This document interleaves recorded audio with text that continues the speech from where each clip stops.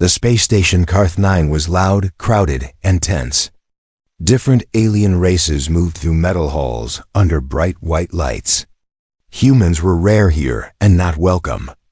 Most aliens stared when they saw one. Some whispered. Some showed teeth. Ethan walked slowly, pulling a small cargo cart behind him. He was just a human worker. No rank, no weapon, no protection. He had learned to keep his head down. On Karth 9, humans survived by staying quiet. Then he heard the scream. It was sharp, thin, and full of fear. Ethan stopped. People around him stopped too, but only for a second. Then they stepped aside. No one wanted trouble. From the far end of the hall, armored alien guards rushed forward. Their boots hit the floor hard. Their weapons were already raised. Between them and the guards was a tiny alien child. She was small, barely the size of a human toddler. Her skin was pale blue, marked with dark lines that glowed faintly. Her eyes were too big for her face, filled with panic. She tripped and fell, scraping her hands on the metal floor. She tried to stand, failed, tried again. The guards laughed. Target located, one of them said. Ethan's heart began to pound. He knew that species. Everyone did. The galaxy feared them. Long ago, they were blamed for a terrible war. Most were hunted. Some were sold. Others simply disappeared. The child looked around desperately. Hundreds of eyes watched her. Hundreds of backs turned away. Then her eyes met. Ethan's. She reached out. Shaking hand, Ethan didn't think. He moved. He stepped between the guards and the child. The hall went silent. The guards stopped just a few steps away. They stared at the human in surprise, then amusement. "Move aside, human," one guard said. "This does not concern you." Ethan could feel the child press against his leg. She was shaking. He lowered his hand slowly and felt her small fingers grab his sleeve. He swallowed. "She's just a kid," Ethan said. His voice was calm, but his chest burned. "Let her go." The guards laughed louder this time. "That creature is dangerous," the leader said. "Step away, or you will be harmed." Ethan looked down. The child looked up at him. Her eyes were wet. She did not speak. She did not cry. She only held on tighter. Ethan took a breath. "I won't move," he said. The laughter stopped. "You are choosing pain," the guard warned. Ethan nodded once. "Then I choose it." The first strike came fast. A heavy rifle slammed into Ethan's ribs. Pain exploded through his side. He fell to one knee but stayed in front of the child.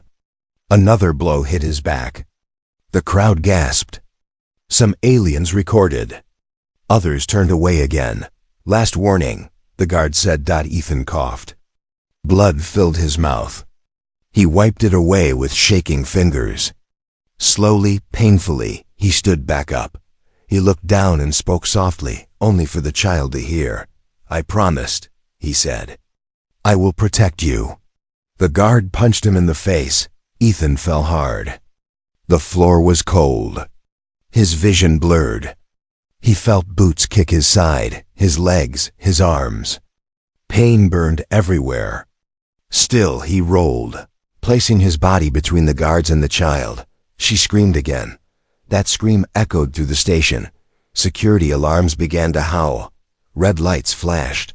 "Enough," a new voice said. An alien officer pushed through the crowd. He was taller, older, with silver armor marked by command symbols. He looked at Ethan on the ground, bleeding and barely moving. Then he looked at the child. The officer's eyes narrowed. "A human?" he said slowly. "Protecting her?" Ethan lifted his head with effort. Blood ran down his chin. "Yes," he said. The officer studied him for a long moment. Then he looked up at the cameras lining the walls. "Do you understand what you have done?" the officer asked. Ethan breathed in, slow and painful. "I made a promise," he said. The officer's voice turned cold. "Human," he said. You have just challenged the galaxy. The guards stepped back. The child pressed close to Ethan's side, far away, across countless worlds. Hidden cameras streamed the scene live, and for the first time in a long time. The galaxy stopped laughing at humans. The holding cell was cold and silent. Ethan sat against the metal wall, his wrists locked in energy cuffs. Every breath hurt. His ribs felt cracked. Dried blood covered his face and shirt. The bright lights above never dimmed. On Carth 9, mercy was not part of the design. Across the cell, behind a thin energy barrier, the tiny alien child sat curled into herself. She had not stopped watching him. Her big eyes followed every small movement Ethan made. When he shifted in pain, she flinched. When he closed his eyes, she leaned forward. Afraid he would not open them again, Ethan forced himself to sit up. "You're okay," he said quietly. Even though he was not sure it was true, the child tilted her head. She did not speak, but her fingers touched the barrier, as if she wanted to reach him. The energy field hummed softly between them. A heavy door slid open. 2 alien officers entered. Their armor was dark and smooth, marked with the seal of the Galactic Authority. One carried a data tablet. The other carried a weapon, pointed slightly down but ready. The one with the tablet looked at Ethan like he was already dead. "Human," the officer said. "Your actions have caused a disruption across multiple systems." Ethan said nothing. The officer continued. "You interfered with the lawful capture of a prohibited life form." Ethan laughed softly, then winced in pain. "She's a child." The officer's eyes flicked toward the tiny alien. "That child is a Lumaborn," he said. "A species blamed for the Ember War. Billions died. The galaxy does not forget." Ethan looked at her again. She looked small, fragile, nothing like a monster. "She didn't do that," Ethan said. The second officer stepped closer. "History does not care." The tablet officer tapped the screen. "You are free to leave this station. No charges. No record. Return to human space." Ethan looked up sharply. "On one condition," the officer added. "You walk away, now." Ethan looked at the child. She stood up slowly. Her small hands pressed to the barrier. Her eyes shimmered. She shook her head, tiny and desperate. Ethan stood too. His legs almost gave out, but he stayed upright. "No," he said. The officers froze. "You refuse?" The tablet officer asked. "I promised," Ethan said. "I don't leave her." The second officer raised his weapon slightly. "You are choosing suffering." And nodded. "I already did." Silence filled the cell. The tablet officer stared at Ethan for a long moment. Then he turned and walked out without another word. The door slammed shut. Moments later, the floor vibrated. Ethan barely had time to grab the wall before the cell shifted. The energy barrier vanished. The child stumbled and nearly fell. Ethan caught her. She was warm, light. Her body shook as she clutched his shirt. She buried her face into his chest like she had known him her whole life. "It's okay," Ethan whispered. "I've got you." Guards entered quickly, weapons raised. "Transfer order," one said. Both of them. They were marched through long metal corridors. Aliens stared. Some hissed. Some whispered. Some looked afraid, not of the child, but of the human walking beside her. Ethan felt it. The change. He heard fragments of conversation. "That's him." He stood alone. Why would a human do that? They were loaded onto a transport ship, small, armored, no windows. The child sat close to Ethan, holding his hand tightly. He could feel her heartbeat racing. The ship lifted off. As stars stretched into lines. A screen on the wall flickered to life. A symbol appeared, the Galactic Council. A tall, masked figure spoke. "The human will stand trial," the voice said. "His actions threaten galactic order," another voice joined in. "Cold, powerful. The child must be destroyed. The tiny alien whimpered. Ethan pulled her close. You will not touch her, he said. His voice low. The masked figure paused. You are one human, it said.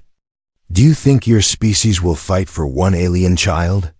Ethan met the screen without fear. I don't know, he said. But I will. The screen went dark. The ship jumped to hyperspace. Far away. On a human world, a warning light turned red. Human systems had noticed. And this time, they were watching. The chamber was vast and bright, carved from white crystal and living metal. Ethan stood alone at its center. Heavy energy restraints locked his arms behind his back. His clothes were torn. His face still carried bruises from Carth 9. Around him, rising like cliffs, were the seats of the Galactic Council. Dozens of species watched from above. Tall ones, wide ones. Ones with too many eyes. Ones with none. And every single one of them was looking down on a human. Behind a transparent barrier to the side, the tiny alien child sat on a low platform. 2 guards stood near her, but she stayed focused on Ethan. When their eyes met, she pressed her small hand against the glass. Ethan nodded once. He was still here.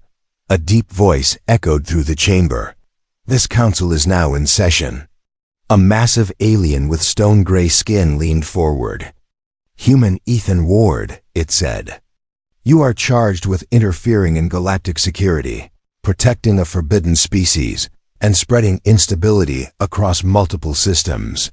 Murmurs filled the hall. Ethan lifted his head. I protected a child. Laughter rolled across the chamber. A child? Another counselor sneered. That creature's kind burned worlds. Ethan turned slowly, looking up at them. Then show me proof that she did. Silence followed. A tall robed counselor waved a limb. A hologram burst to life in the air. Images of burning cities. Screaming aliens. Warships firing into planets. The Ember War. This is your proof, the counselor said. The Luma-born caused this. Ethan watched carefully. Something felt wrong. The images were old, edited, broken in places. Ethan clenched his jaw. These recordings are cut, cropped. A ripple moved through the chamber. You accuse the council of lies? A voice hissed. I accuse someone of hiding the truth, Ethan replied. The chamber erupted. The presiding judge slammed a staff into the floor. Enough. Human, you are not here to question history. Ethan took a slow breath. History is exactly why I'm here. The judge's eyes narrowed. Why protect her?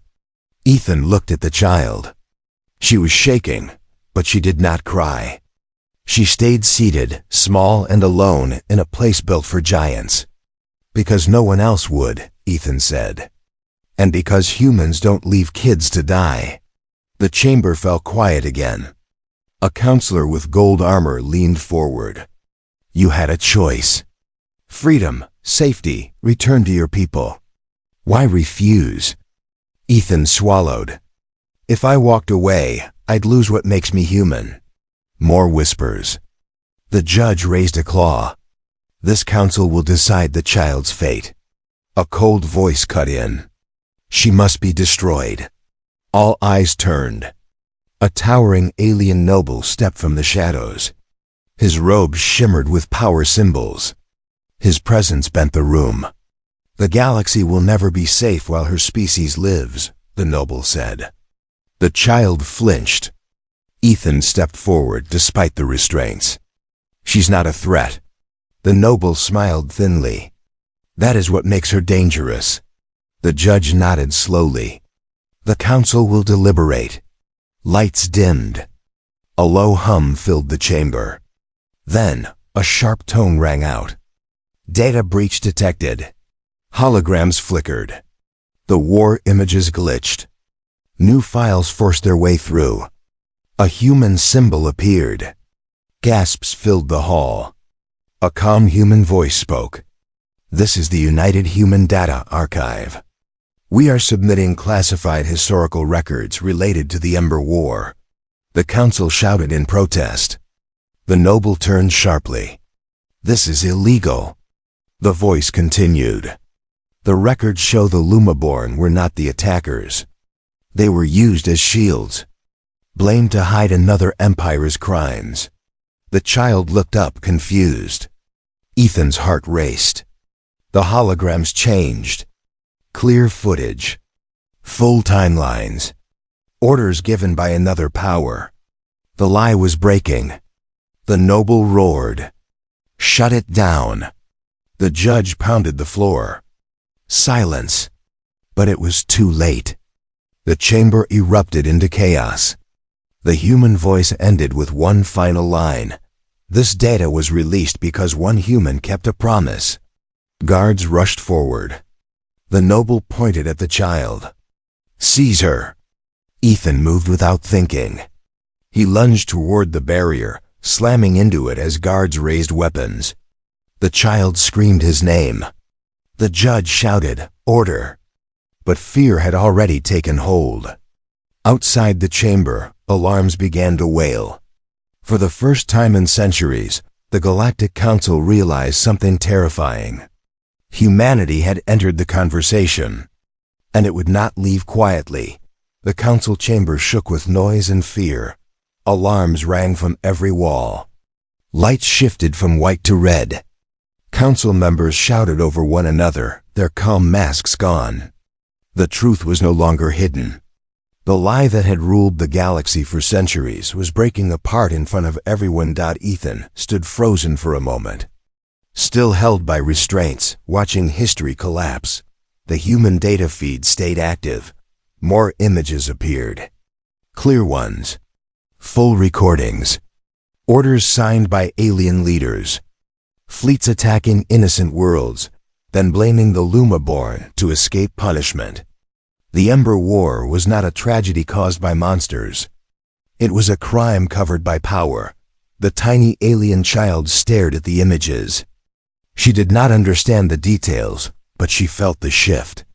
For the first time, the room was not looking at her with hatred, it was looking with shame. End this transmission. The noble shouted. He pushed past guards, his long robe sweeping the floor. His eyes burned with rage. This council is being manipulated. The human archive is forged. Before anyone could respond, he raised his arm. A hidden weapon unfolded from his sleeve. Lethal force authorized. He hissed. Everything happened fast. Ethan moved without thinking. He pulled against the restraints with all his strength. Pain ripped through his shoulders. Metal screamed. One cuff snapped open. Then the other. The guards reacted too late. Ethan ran. He slammed into the transparent barrier protecting the child. It shattered with a sharp crack. Shards of light dissolved into the air. The child screamed. Ethan wrapped his arms around her and turned, placing his body between her and the noble. Just as the weapon fired, the blast hit Ethan's back. White heat burned through him. He fell to his knees, breath gone, vision fading. Still, he did not let go. The chamber froze. No one had expected the human to survive. Smoke rose from Ethan's torn shirt. His body shook, but he stayed upright. One hand pressed to the floor, the other holding the child tight against his chest. She cried softly, clutching him. "You will not touch her," Ethan said, his voice weak but steady. For a moment, no one moved. Then a new sound filled the chamber, a deep, steady tone. Human warships were exiting hyperspace. A massive hologram appeared above the council floor. Not weapons, not threats, just a single human symbol and a calm female voice. "This is Ambassador Holly of the United Human Alliance," the voice said. "We request immediate cease of all hostile actions." The noble laughed bitterly. "You are too late." Ambassador Holly continued, unshaken. "You are mistaken. We arrived the moment one of ours was harmed." Council members turned in fear. Human fleets have surrounded this system, she said. Weapons are powered down. We did not come to fight. The noble snarled. Then why come at all? The answer came without hesitation, to stand by a promise. The words echoed through the chamber. Ethan felt the child's grip tighten. He forced himself to breathe. Blood dripped onto the floor, but his eyes stayed open. Ambassador Hale spoke again. The data you attempted to suppress is already public. Across every major world. The truth is no longer yours to bury. Council members looked at one another in panic. This council will fall, one whispered. The noble stepped back slowly. His confidence cracked. You would start a war over one child? Ambassador Hale's voice hardened. No, we would end a lie for one child. Security forces entered the chamber, not attacking Ethan, but surrounding the noble. His guards hesitated, then lowered their weapons. The judge rose slowly from the central seat. This session is suspended, the judge said. His voice carried weight, but it was tired. Effective immediately, the Luma-born child is under council protection. Gasps spread through the chamber. The child lifted her head and looked at Ethan. He smiled weakly at her. Told you, he whispered. I'm still here. Medical teams rushed forward. Humans and aliens together. No one stopped them. As Ethan was lifted onto a stretcher, the ambassador's voice spoke one final line. Let history remember this moment, she said. Not as the day humans showed their power, but the day the galaxy learned what a human promise means. The chamber fell silent. And for the first time, fear shifted sides. Ethan woke to the sound of a steady tone and soft lights. For a moment, he did not know where he was. The air smelled clean, not like metal and oil. His body felt heavy, wrapped in layers of warmth. When he tried to move, pain answered him, deep and slow. He opened his eyes. The ceiling above him was smooth and white, glowing gently. Medical drones hovered nearby, their lenses watching his vitals. He was in a healing bay. Then he felt a small weight on his chest. Luma. She was curled against him, fast asleep. Her small hands clutched his shirt, as if afraid he might disappear. A thin blanket covered both of them. Ethan swallowed hard. She stayed, a voice said. Ethan turned his head slightly. Ambassador Hale stood near the bed. She looked tired, but calm.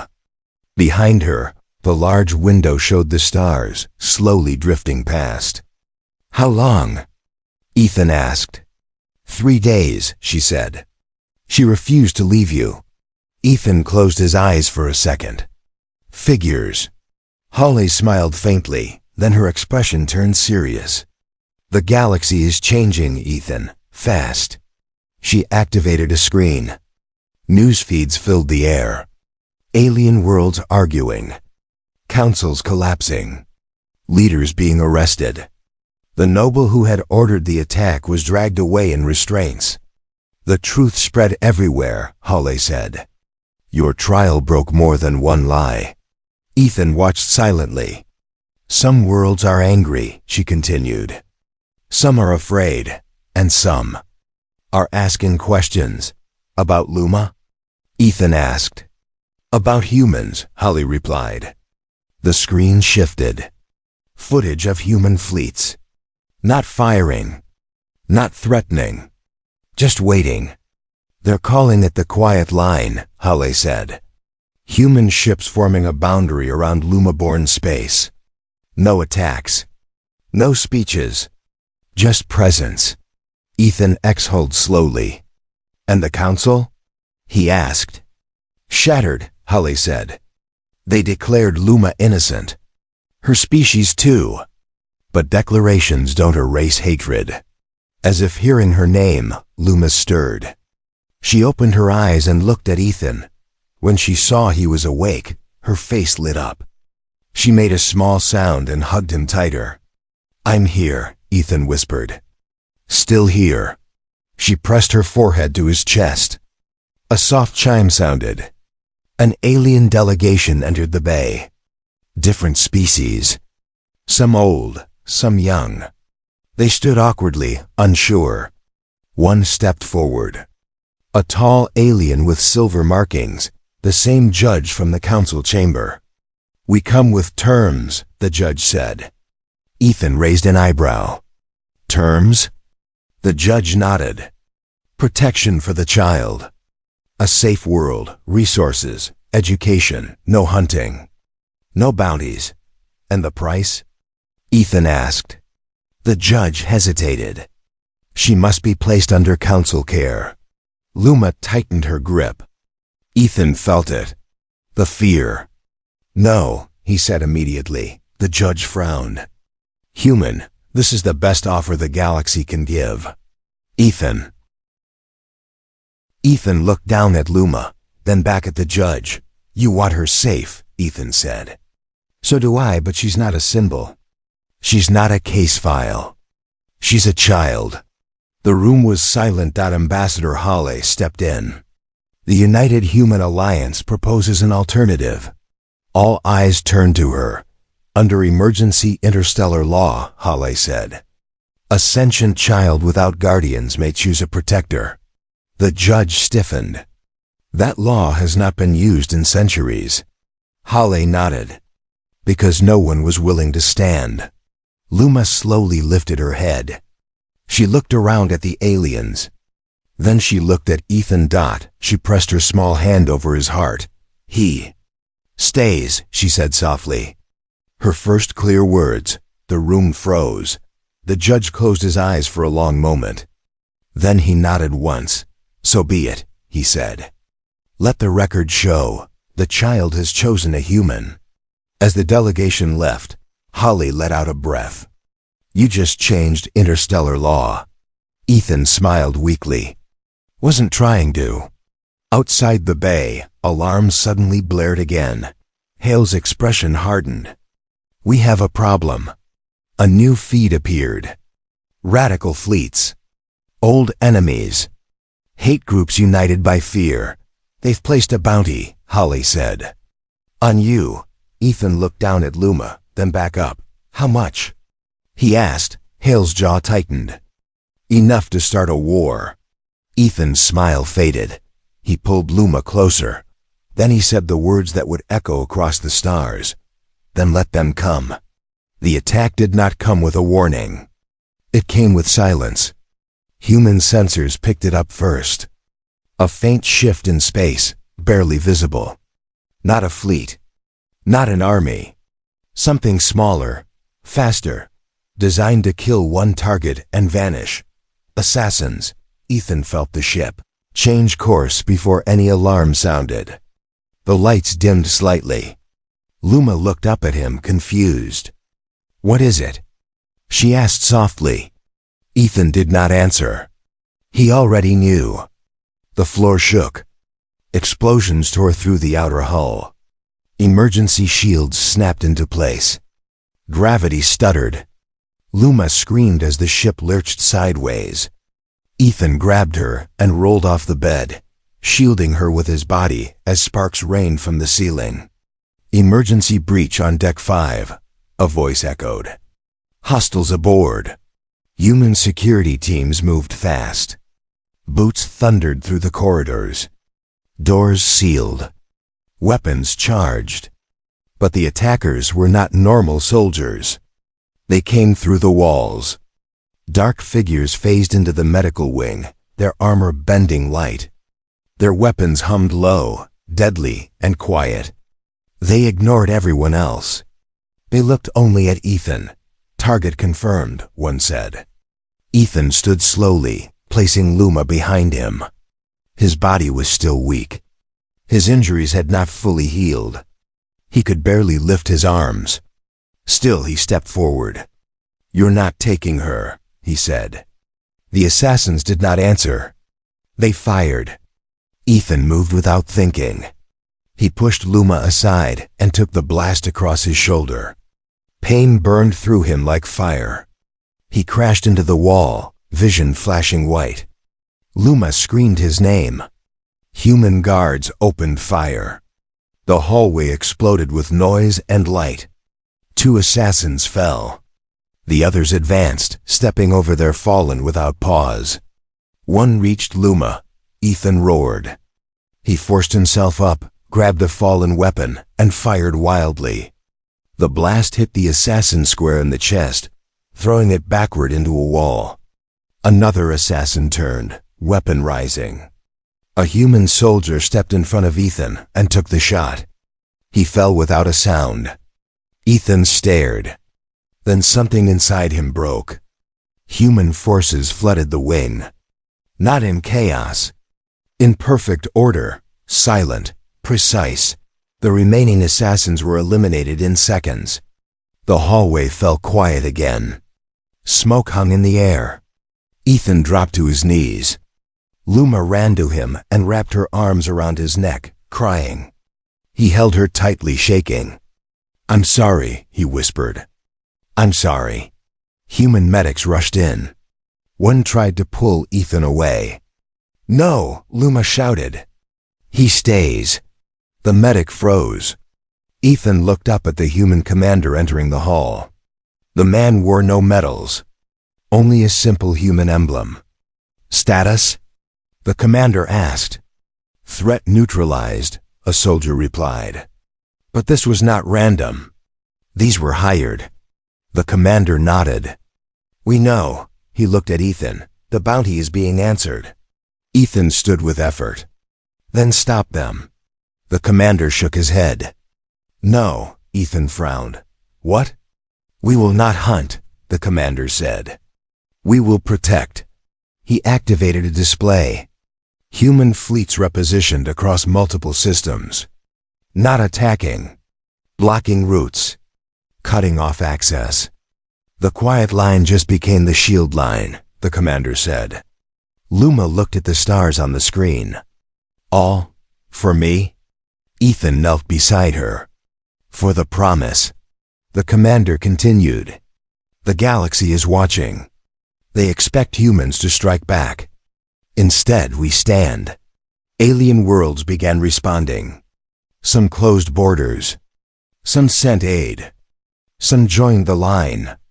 A message came from the fractured council. "Human Ethan Ward is declared a protected figure," it read. "Any attack on him will be treated as an act of war." Ethan exhaled slowly. The commander stepped closer. "There will be more attempts. More danger." Ethan looked down at Luma. She met his eyes, fear still there, but also trust. "I won't run," Ethan said.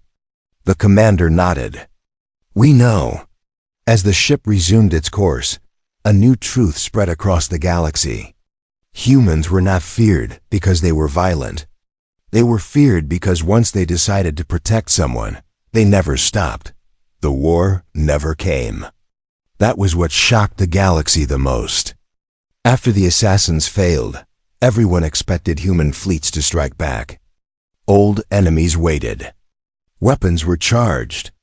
Propaganda spread across thousands of worlds, warning that humanity was about to unleash destruction. But humans did nothing. They stayed. The shield line remained in place. Human ships hovered near Luma-borne space, near trade routes, near unstable systems. They did not fire. They did not threaten. They simply existed silent, watchful, unmovable. Weeks passed. Then months. Attacks stopped. Bounties vanished. Groups that once hunted the weak began to disappear, not destroyed, but cut off. No fuel, no ports, no allies. The galaxy learned a new kind of fear, the fear of being quietly isolated.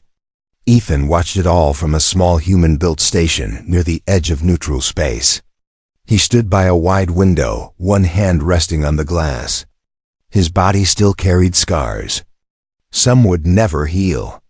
He did not care. Behind him, Luma laughed. She was sitting on the floor with a group of alien children. Different species. Different shapes. No guards, no cages. Just kids drawing symbols and stars on a glowing tablet. That sight mattered more to Ethan than any victory. A soft chime sounded. Ambassador Holly entered, older now, but smiling. "It's official," she said. "The council has reformed." Ethan turned. "That was fast." Holly shook her head. "Not really. They realized something. Power built on lies never lasts." She held out a small data chip. "This is for you." Ethan took it. "What is it?" "Legal recognition," Holly said. "Interstellar guardianship. You are Luma's protector. In every system that matters." Ethan felt his throat tighten. Luma looked up. "Does that mean I stay?" He knelt beside her. "It means you choose where home is." She didn't hesitate. She stepped forward and hugged him. "Here," she said. The room went quiet. Even Holly looked away for a moment. Later, the galaxy broadcast something rare. Not a trial. Not a threat. A memorial. On Karth 9, where it all began, a statue was raised. Not tall, not grand. A simple image. A human kneeling, arms open, and a tiny alien standing behind him, holding his hand. No weapons. No armor. Just a promise. Visitors came from across the stars. Some cried. Some argued. Some remembered their own failures. Children left small lights at the statue's base. A new law followed. It was short, simple. Any child of any species may choose protection. No council may deny it. They called it the Human Clause. Ethan did not attend the ceremony. He was busy teaching Luma how to read human words. She struggled with some letters. She laughed when she got them wrong. "You're bad at this," she teased. He smiled. "I'm learning." At night, they watched the stars together. Luma asked questions about Earth, about oceans, about rain, about why humans cared so much. Ethan thought for a long time before answering. "Because someone once cared about us," he said. And we remembered. Far away, alien leaders adjusted their plans. Traders rewrote contracts. Militaries updated simulations. Every model reached the same conclusion. Never threaten a human child. Never test a human promise. Because humans did not protect others to prove strength. They did it because once they chose someone, that choice became forever. And the galaxy would never forget the day it learned why humanity was feared, not for its weapons, but for its loyalty.